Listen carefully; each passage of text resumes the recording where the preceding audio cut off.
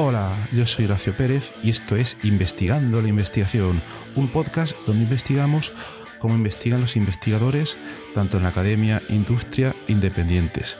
Todo ello mediante entrevistas y debates abiertos, técnicas y estrategias para mejorar todas las partes del proceso investigador y, no menos importante, opiniones abiertas que espero llamen tu curiosidad y te hagan también reflexionar.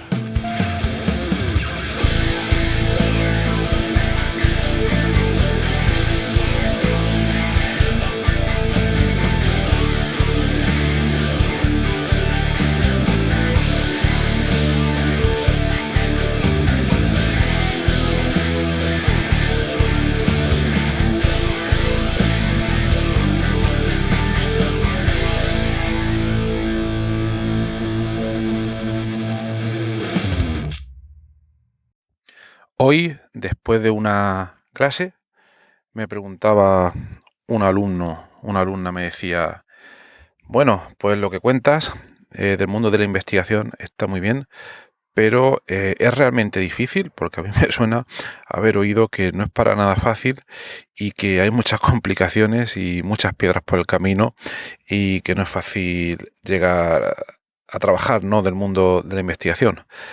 ¿Qué harías tú si tuvieras que dedicarte a ese mundo? Y le digo, bueno, yo ya me estoy dedicando a este mundo, al mundo de la investigación.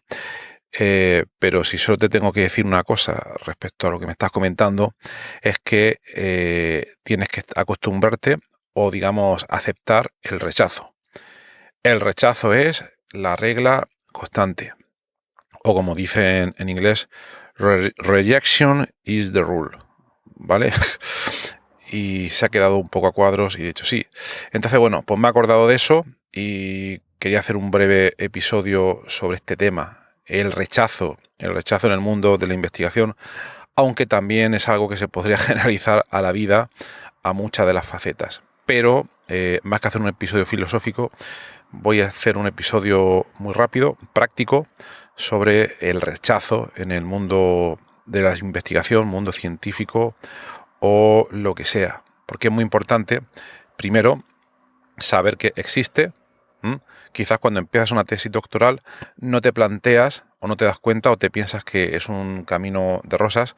Tampoco quiero fastidiar a nadie, pero pienso que hay que ser un poco realista cuando uno se plantea el participar en una carrera a largo plazo en el mundo de la investigación. Entonces, una de esas cosas fundamentales es saber enfrentar ese rechazo que va a venir en cualquier momento, en múltiples colores, de múltiples formas, y aprender a vivir con él.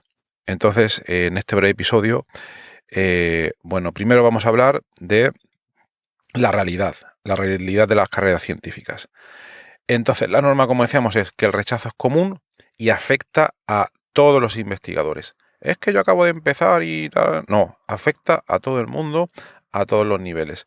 Es que el sistema está corrompido. Da igual, aunque no estuviera corrompido. El rechazo te va a afectar más tarde o más temprano por la manera en que tiene de funcionar, etcétera, etcétera. Entonces, lo más importante es estar preparado para ello. Pero insisto, afecta a todo el mundo. Ese sería uno de los primeros puntos que quisiera destacar y por lo cual te puedes sentir tranquila o tranquilo. Un ejemplo, Thomas Alva Edison, el inventor de la bombilla eléctrica, tuvo que superar alrededor de 1000 fracasos antes de, digamos, inventar la bombilla eléctrica tal y como la conocemos a día de hoy. Hizo 1000 pruebas distintas. Hizo la primera, no funcionó, hizo unos cambios, segunda prueba, no funcionó, así, etcétera, etcétera, etcétera. 1000 cambios hasta que funcionó. Entonces, cuando pienses en que por qué te maltrata tanto el universo y si después de 5 cambios no han conseguido que te aceptaran tu artículo, etcétera, pues puedes pensar en Thomas Alva Edison, ¿no? También, obviamente, alguien está pensando, bueno, pero si me equivoco muchas veces es que a lo mejor lo estoy haciendo muy mal. También hay que tener un poco de autocrítica y también muchas veces lo importante es escuchar a los demás, ¿vale? Por ejemplo, si tu paper te lo rechazan 10 veces, 20 veces, quizás ha llegado un momento en que no deberías estar intentando constantemente, sino que te deberías parar y obtener o compartir esa situación que te está pasando con otros investigadores y enseñarles ese feedback después de esos 20 rechazos para que ellos te den su opinión o comentarte qué harían ellos, etcétera. Es decir, siempre también nos va a venir de muy buena manera el feedback que nos puedan dar por los demás. Y esto sería un poco enfrentar el rechazo de una manera objetiva. Entonces, ese es un punto muy importante. Cuando hemos enfrentado ese rechazo varias veces, no hay una fórmula matemática exacta para saber cuáles son ese número de veces. Desde luego que no es una, 2 o 3, tampoco lo sé. Depende del proyecto en el que te embarcas, también de las veces que lo puedas probar. Por ejemplo, hay determinadas convocatorias que solo puedes hacer 3 intentos y si después de esos 3 intentos ya fallas, pues ya no lo vas a poder intentar nunca más. Entonces ahí tendría sentido que si lo fallas en una primera vez, para poder explotar de manera conveniente esas 2 veces que te quedan, pues ahí nada más has fallado, pues ya intentar buscar ayuda. Pero bueno, siempre es muy útil buscar ayuda de manera objetiva, ¿vale? No estoy hablando de psicología, no estoy hablando de llorarle a nadie, contarle tus penas, eso no lo hablo aquí, eso se lo puedes comentar a otra persona, a un amigo, una amiga o lo que sea. Aquí estamos viendo de cómo obtener información sobre ese feedback. Si nos vamos al caso típico de un paper que nos han rechazado, entonces nos dará normalmente un feedback, una carta de decisión donde el editor o los revisores nos comentan por qué no les ha gustado el artículo, etcétera. Entonces, lo más práctico en ese caso sería coger esa carta de decisión y compartirla con gente que tengamos de confianza, posiblemente algunos que sean de nuestro campo, otros que no sean de nuestro campo, para ver cómo lo ven ellos, pero no quedarnos únicamente con nuestra propia opinión. Porque nosotros, claro, lo más normal va a ser que nuestra opinión sea siempre positiva y que no entendamos por qué pues nos lo han rechazado. Entonces, nunca no lo podemos tomar como algo personal.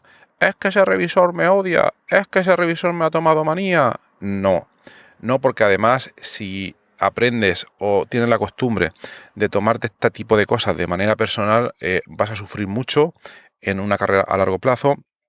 Además, si tiendes a tomarte, ya te digo, las cosas de esta manera personal, vas a sufrir mucho y quizás entonces esta no es una carrera a la cual te debas dedicar. Así que plantéatelo bien, que eso sería pues lo más práctico, ¿eh? Obviamente algunas veces nos pilla mejor, otras veces nos pilla peor, pero la clave es seguir intentándolo un número suficiente de veces, recibir feedback, recibir ayuda, etcétera.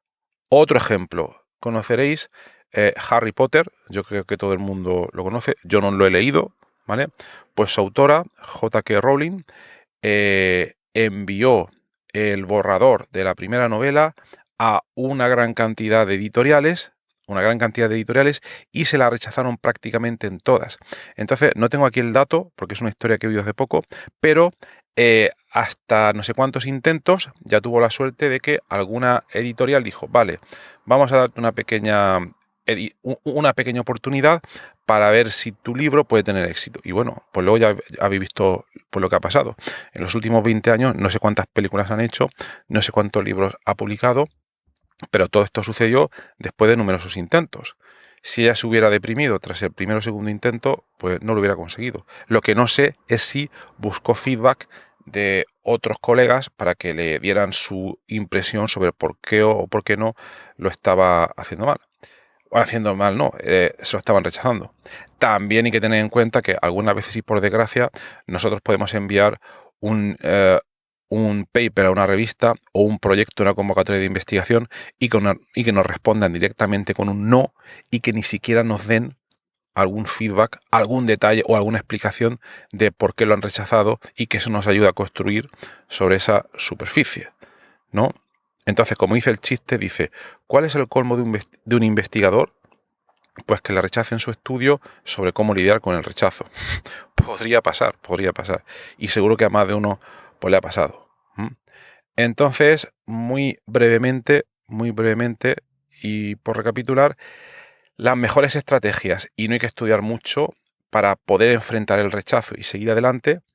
Una de las primeras sería mantener la perspectiva y recordar el propósito de la investigación, y que el rechazo es una regla constante. Por tanto, es muy importante la perseverancia y el enfoque a largo plazo.